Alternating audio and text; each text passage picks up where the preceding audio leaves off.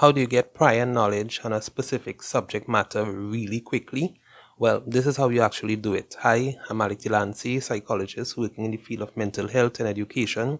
And today I want to talk about how you can actually get prior knowledge very, very quickly. As a matter of fact, this could be done in less than an hour. Keep in mind, the statements made here are based on my views or opinions, as well as research I will have done for this video. Now, it's true that as students, you want to be able to get as much information crammed into your brain as quickly as possible. But sometimes you might be doing a course, maybe it's in geography or maybe it's a foreign language, maybe it's French or Spanish, and you really don't have much prior knowledge of the topic. So what do you do? Okay, so you have to be able to prime your brain. Now, to prime the brain, it's really very simply stated. It's being able to pass over something once, pass over it again. Once you pass over it a second time, then you kind of will have seen it before because your brain will have somewhat be primed because you did it once before. So very simplistic, but think of it that way. Now here how you can do it.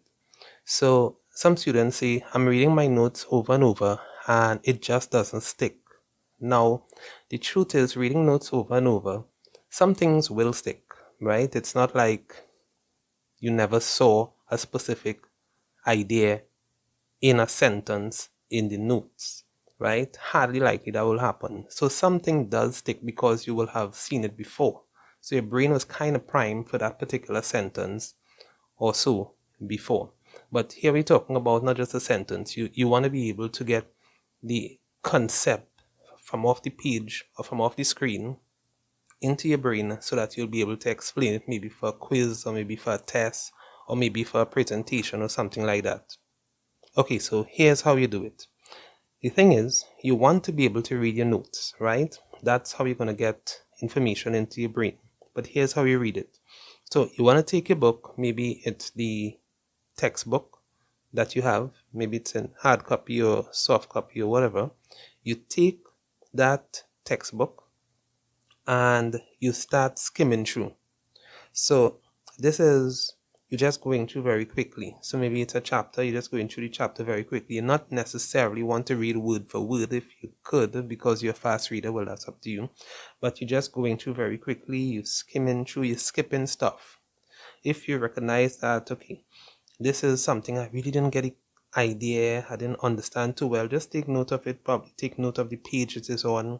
This is not you trying to memorize anything here. This is you simply reading through the notes. You're just reading through the topic. You're just going to look at these subheadings. Maybe you just look at the graphs, if there are any, look at the tables, and you just keep going through.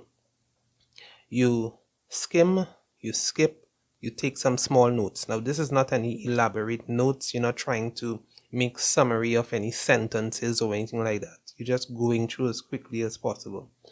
Let's say, for example, you take maybe half of an hour to do this, just going through. Maybe you had your stopwatch and you're using maybe a Pomodoro kind of style technique. So you set your stopwatch maybe on 30 minutes and you just go through all the notes. Maybe it takes you a little bit more, maybe it takes you a little less, but you go through all the notes.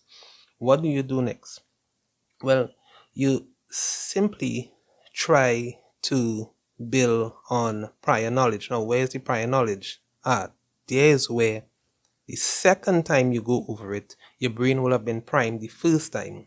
So now, the second time that you're going over it, you're trying to probably look at the areas you didn't quite understand. Look at the areas that were a little difficult. Maybe you took a note, the page number, maybe the paragraph, where it was. And you try to isolate those particular paragraphs or that particular page that you really didn't understand. The concepts were brand new to you at the time you went through it the first time.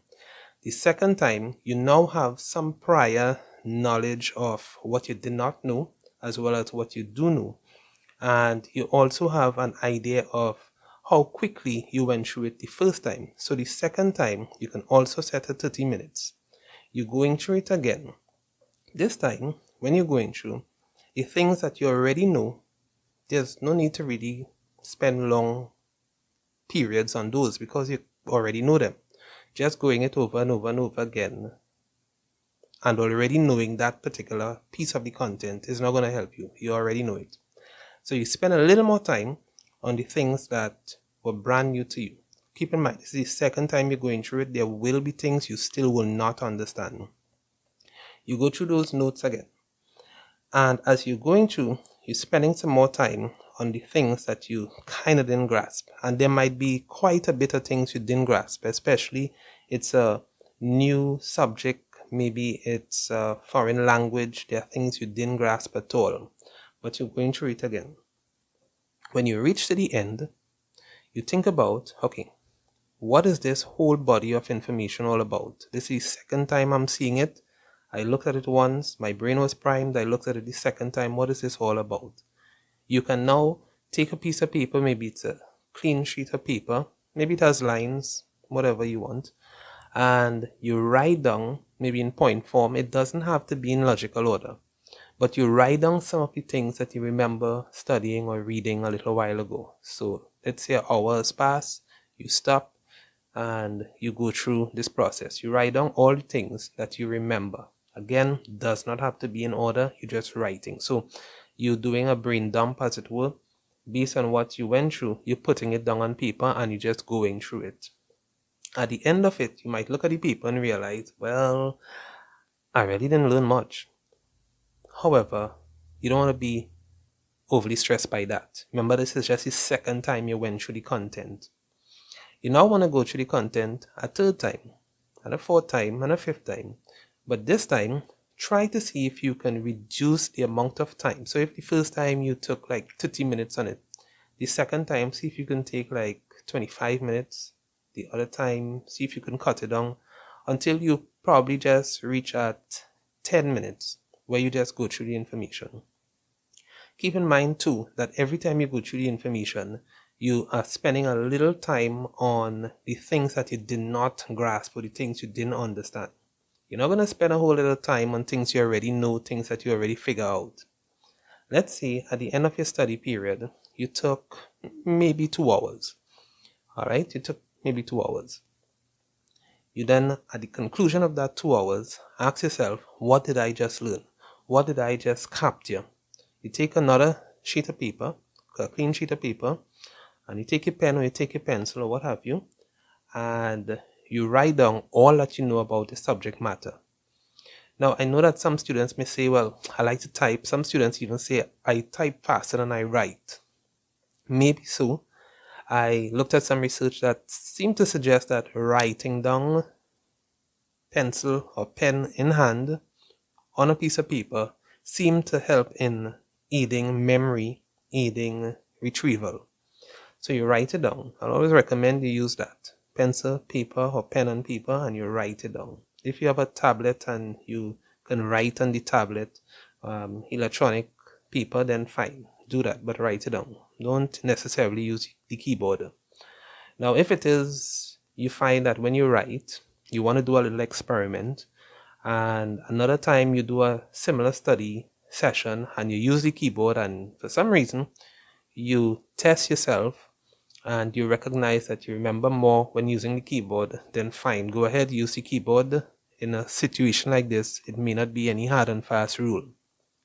So you use the keyboard, but I will just recommend, based on my preference, to handwrite and based on what the research is saying currently. It may change in the future, but right now it seems to suggest that using the hand to write helps in memory retrieval of information. So use this method and see how it works, this reading through. So it's not just reading the notes over and over and over again, but it's reading the notes in a strategic way. It's reading the notes, skipping, skimming, taking notes along the way of things that you didn't quite understand. It's not about rote memory the first time. You're not going to memorize anything the first time. This is simply having your brain recognize some patterns in the body of work, recognize some patterns on the page, recognize some patterns on the table, on the graphs. That's all it's about. It's not about memorizing anything. The second time around, you will have recognized, based on the notes that you took, or based on what you recognized you didn't understand, the second time around, you spend time on the things you didn't understand. You're forcing your brain to recognize that, okay, there are some things I already know, but there's urgency to learn or to make sense of that which I don't know as yet. And as you continue to drop the time and drop the time, that's what your brain is going to be experiencing, that level of urgency. You're not going to spend a whole set of time behind things you already know, because it just won't make sense to spend that time, right? At the conclusion of each session or so, maybe the second or the third and the fourth session, you take that piece of paper, take that pen or that pencil, and you write down everything that you know. Maybe try to do that in less than 2 minutes. It shouldn't be a long process. Less than 2 minutes, you write down every single thing that you know on the subject, and then you go move on. Of course, feel free to take breaks between this. Some students are not able to sit down and focus for very long, so 2 hours could really be a lot on you. So in between these reading sessions and these note sessions, you probably can take like a 2-minute break, right? Don't take a whole lot of time, because you want to use your 2 hour effectively, right? So I hope that this content was valuable or helpful to you. Again, please like, and you can always share with someone else. All the best on your studies, and take care.